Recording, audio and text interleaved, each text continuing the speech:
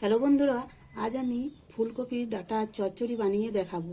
তার জন্য নিয়ে নিয়েছি কচি কচি কয়েকটা ডাঁটা, সাথে কয়েকটা শিম, একটা মূলো, একটা বেগুন, একটা আলু, দুটো টমাটো। এগুলোকে কেটে ধুয়ে নেব।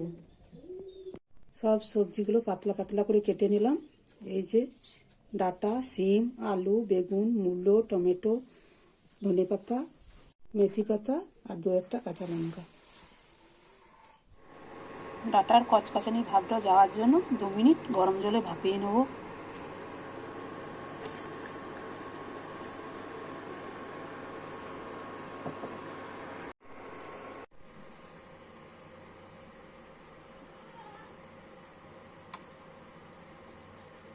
তেল দিলাম, শুকনো লঙ্কা আর 5 ফোড়ন। আগে আলুটা লাল করে ভেজে নেব, ওটা একটু ভেজে নিই।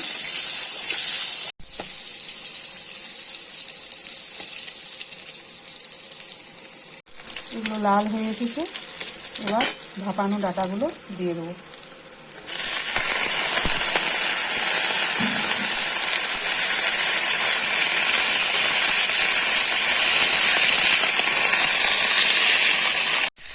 বেগুন আর শিমগুলো দিয়ে ভালোভাবে ভেজে নেব।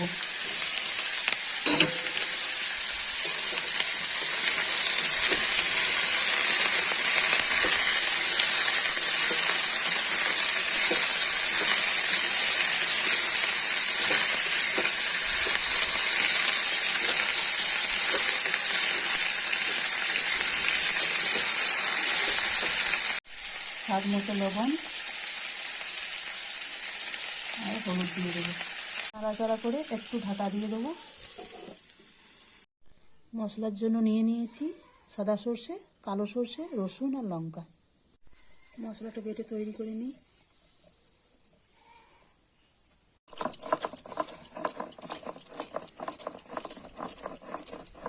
মশলাটা হয়ে গেছে, উঠিয়ে নিলাম।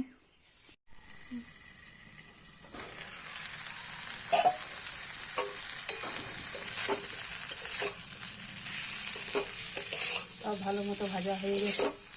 এবার সরষে বাটা দিয়ে দেবো, একটু কাঁচা লঙ্কা, সরষে রসুন বাটা।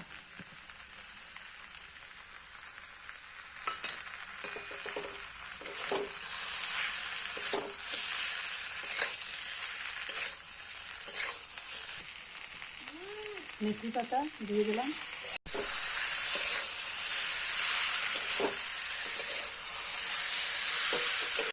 সামান্য একটু চিনি দিয়ে দিলাম,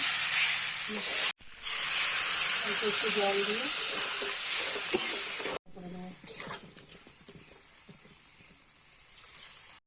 চচ্চড়িটা হয়ে এসেছে, এবার ধনে পাতা দিয়ে নামিয়ে নেব।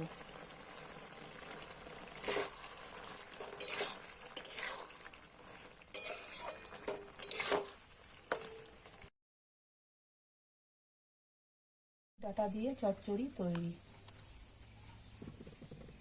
এই রেসিপিটা ভালো লেগে থাকে তাহলে আমার চ্যানেলটাকে লাইক, শেয়ার আর সাবস্ক্রাইব করে দেবেন।